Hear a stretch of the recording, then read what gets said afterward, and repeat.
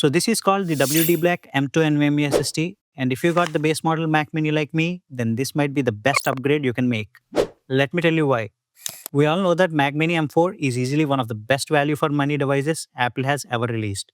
It's got plenty of power, and with 16 GB of unified memory, it handles every task like a breeze.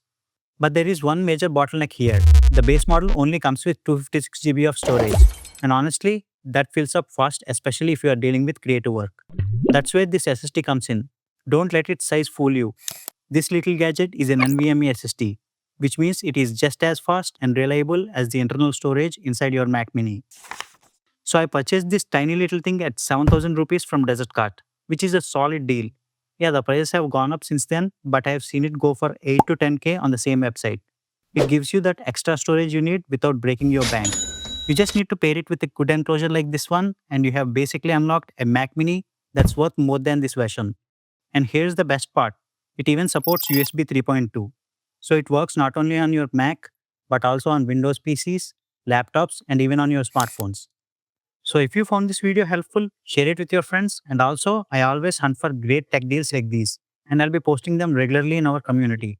So make sure to subscribe to my channel to not miss it.